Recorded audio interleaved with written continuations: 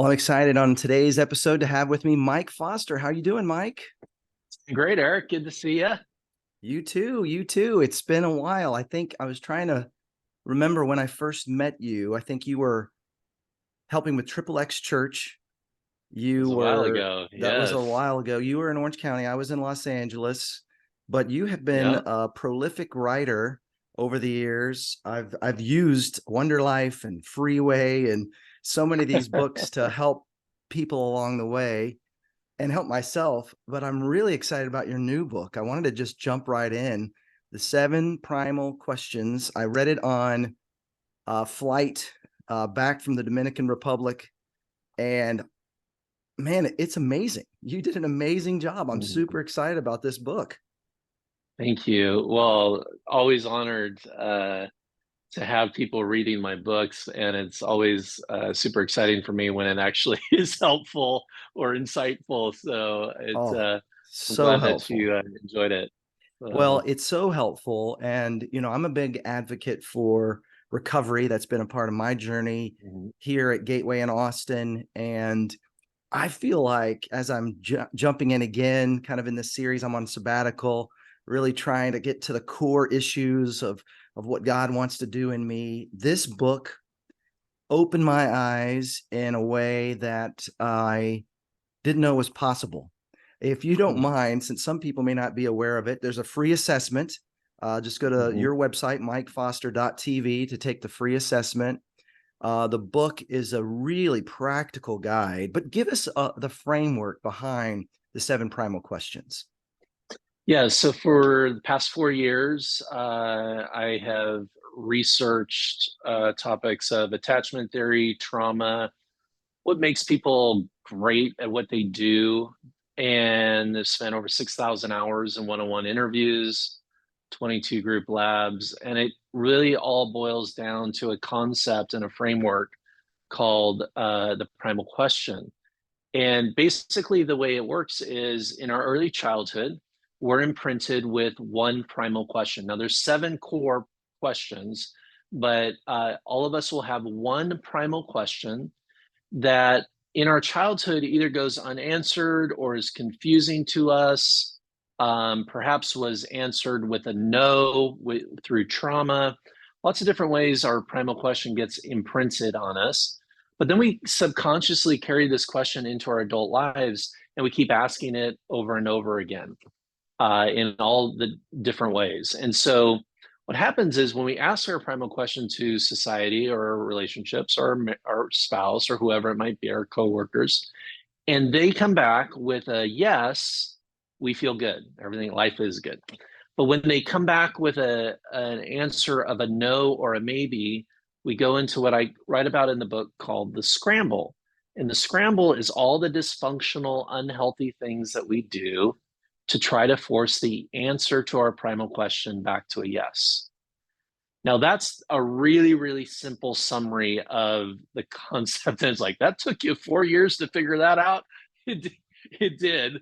And what's so important about this, Eric, is that fundamentally, if you don't know your primal question, then you're operating at the mercy and the control of something that is hidden in your operating system. But when you can expose it, know it, understand it, begin to work with it, understand its both its benefits and its consequences, you become very, very powerful in your life. It's a tool of self-awareness, but it's really a tool of action because I can start living differently. I can start doing relationships differently.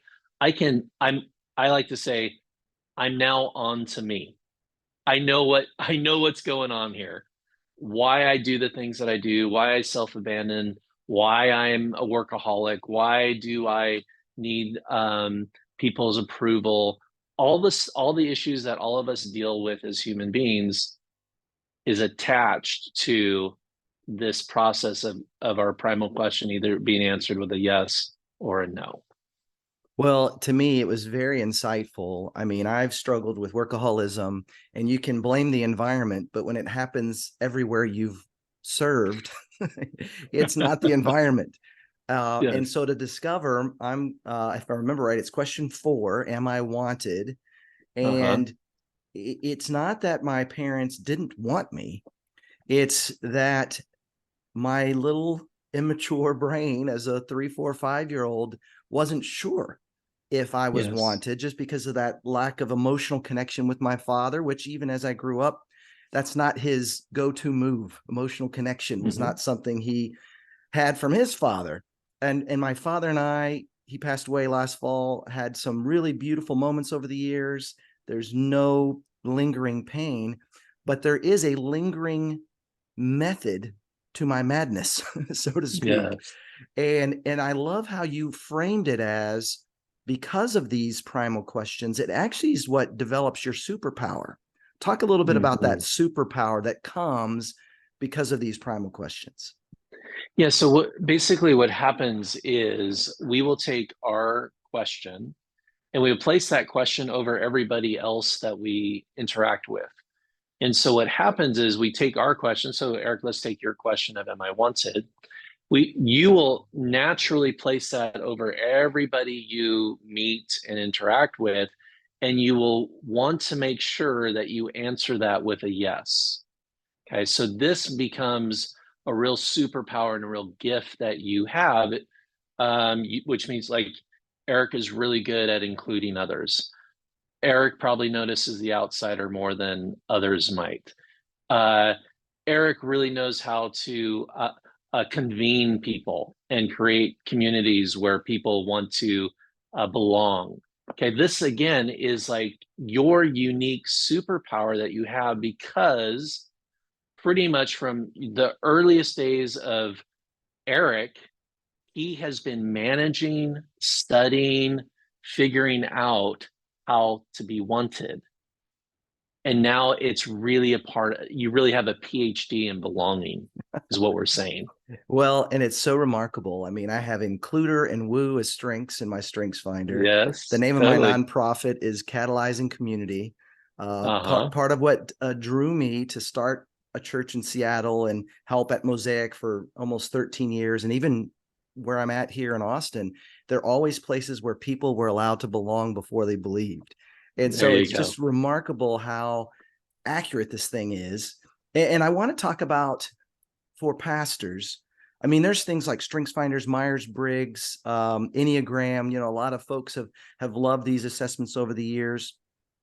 To me, all of those, I think, describe in lots of different words what you describe far more simply and with a very easy next step. So for Mm. me, just to remember, I am wanted. That's Yes. it. That's the trick, is I have to remember. And for me, as a person of faith, obviously, it's easy to find all sorts of scriptures that will help me when I'm feeling triggered or in the scramble, so to speak. And it's so subconscious. It's not like I go around saying, do you want me? Do you want me? It's Right. very much a subconscious thing. But maybe talk for a little bit about, how does this affect us as church leaders? Those of us listening tend to Mm. be church leaders. Talk about how this can affect us as leaders, as communicators. Just for a moment, share some more insights on that. Yeah. So one of the things that I think is so beautiful about kind of what you're saying there about your question, and maybe let me give you the 7 questions, right? So people can kind of maybe even do a quick assessment of what they think their question Love might it. be. Again, we're all going to have pieces of all 7 questions, but there's going to be one question that really drives the narrative, and really is our primal question. But question 1 is, am I safe? Which is actually my primal question, and we can talk about that more in a minute. Question number 2 is, am I secure? Which has to do with, do I have enough financial resources to survive and to protect myself? Am I loved? Really is about this. Uh, am I valued enough to be known, seen, and heard? This has a lot to do with like listen. When people listen to you, you feel really that's a big yes to your primal question. But when people are indifferent to you, that's a big no to your primal question. Question 4 is your question. Am I wanted? This is really the need to feel pursued, included, just to belong. Question 5 is around success. The question, am I successful? These people tend to grow up in competitive homes where there's sort of the scoreboard or winning, or, you know, it was like maybe even sibling rivalry was going on. And there was just a sense of, I got to win in order to be approved in this family. Question 6 is, am I good enough? Which has to do with like people who grow up in very critical, perfectionistic homes will grow up and they will feel this existential angst that they never quite measure up, that they're forever flawed. A lot of imposter syndrome with this question. A lot of high achievers tend to have this question. And then question number 7 is, do I have purpose? And this is really about the driving emotional need for significance and purpose in their life and doing work of impact. So how it impacts leaders and pastors specifically, first and foremost, as you think about your faith and your relationship with God, I truly believe the fundamental relationship that God wants to have with you is actually around your primal question. And he actually is trying to answer yes to that question in all different ways. So like his relationship with you, Eric, is around that he wants you, that you're a part, you're his son, you are included in his kingdom, he has a place for you. This is sort of his messaging to you. Now, his messaging to me and my relationship with God, since my question is, am I safe? He's my protector.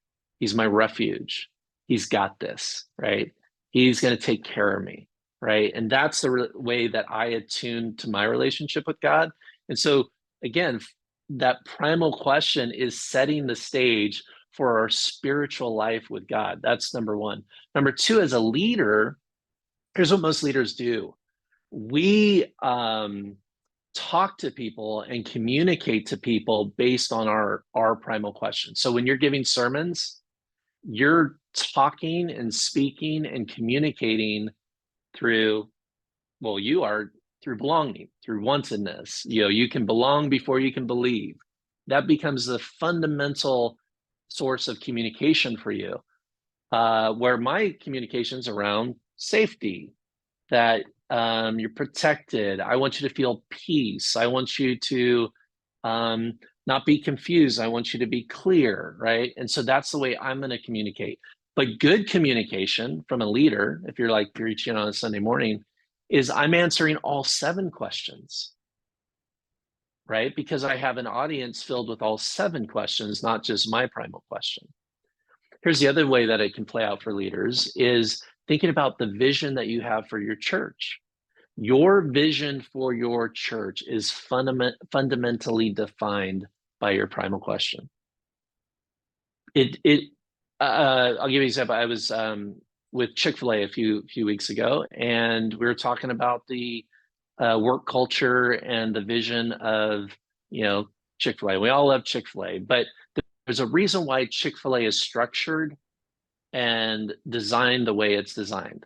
So because it first and foremost started with Truett Cathy's childhood imprint. Grew up in the Great Depression. Money was super tight. Didn't know that they would have enough to pay the bills. You know, it's a very, am I secure? Question 2 upbringing imprint that he has. So he then takes that to his company. Well, their franchise model only costs $10,000 to be a franchisee. Okay. That's unheard of. I think like if you want a McDonald's, it's $250,000. All right. But he's placing his primal question, am I secure? And he's wanting to make sure that he's answering yes to other people. One of the last things that he did before he kind of stepped down from leadership is he made an edict that the company would have no debt. Okay. Why did he do that? Because debt means financial instability and financial insecurity, and he didn't want that. He didn't want that for himself and for his company. He didn't want that for his employees or the upcoming leadership. And so once we start to understand like why we're doing what we're doing, why our priorities are our priorities, we become very powerful, clear leader, right? And we also can see maybe where we might be over indexing. So, you know, Eric, one of the ways you might over index as a pastor or a leader might be, well, I want everybody to belong. So that means even disruptive or people who are creating a lot of toxicity in the organization, they can still stay. Okay. Well, that might undermine your leadership, right? Makes Because you've sense. over-indexed on that area of wantedness. Yeah. Or I might want people to feel so safe that I never really tell them the truth. Hmm. I'm never really honest with them because I just want them to feel peace and good, Mm-hmm. safety, and I don't want them to get scared about anything. So I hold back truth. Mm. So we have to be aware of our primal gift, how it can be deployed in our organizations, but also how it can be um, uh, a bit overdriven. Well, to me, it's an incredibly helpful tool. MikeFoster.tv for a free assessment. You can even sign up to find out more about becoming a certified coach. We're going to give away a few free copies. This is a perfect interview to end season 5 on, but I'm just really grateful for this tool. Maybe one last question. As someone of faith, and I know you're taking this into the world. People need this, outside the church too. How have you imagined churches could use this book? Whether it's a sermon series, whether it's in small groups, or whether it's a pastor becoming a coach to help Mhm. those that are not in our church find what they're looking for. Talk a little bit about that if you've had some ideas on that. Yeah. Well, the first thing I'd say on that, Eric, is that one of the things that I love about the primal question model is its simplicity. So, a lot of times as pastors, we get some training in pastoral counseling. We get some, but there's sort of this assumption that we're supposed to be amazing at like helping people in their problems, right? But, people's problems can be pretty complicated and complex sometimes. And so what I love about the primal question is it really boils it framework. Like I even find the Enneagram to be sort of complicated. I like the Enneagram, but it's kind of complicated. It is, Or, sure. therapy can get complicated. There's a lot of complicating things. And so I think what I love about the primal question is it would give a pastor a foundational toolkit to be very, very effective with people in helping them with whatever sort of life challenges they might have. Uh, someone texted me a couple of weeks ago. There was a pastor who is already doing a sermon series on each of the questions. Again, because I do believe, like fundamentally, God answers all 7 questions around safety, security, love, wantedness, success, good enoughness, and purpose. He answers that with a yes over and over again. We can see all throughout the Bible different uh, characters of the Bible with their primal questions at play, right? For sure. Um, and fundamentally, I just think that this is such a great opportunity to understand what drives us, understand the kind of the core of who we are, because the primal question at the end of the day is simply highlighting our apex emotional need. Okay. And when I can answer Eric's apex emotional need of wantedness and belonging with a yes, I know I'm going to get the best Eric possible. Okay. I know Eric is going to be thriving. He's going to be uh, deploying his primal gift like a madman and doing it in such an effective way. When I can show up feeling safe, I know I'm going to be my best self. If your primal question is, do I have a purpose? And you're living in purpose. I know that is going to be, you're going to have a great marriage. You're going to have a great relationship with your kids. You're going to just be thriving and flourishing in life. And that's what we want. I mean, that's the whole point of the gospel. That's the whole point of spiritual development, personal development, is to move our lives closer to the place where, like, wow, this is a lot of fun. I'm making a lot of impact. I'm at peace with myself. I'm at peace with the wounds of my childhood, and I think that's just such a beautiful gift that we can give ourselves and the people around us. I love it, Mike. Thank you so much for the ways you continue to resource us. I love on your website, Therapy Accelerated. just the idea of helping us move forward to become who God's created us to be. MikeFoster.tv, 7 Primal Questions. Pick up a copy, take the free assessment. Thank you again, Mike. Really appreciate it. Eric, it's been a pleasure to be with you.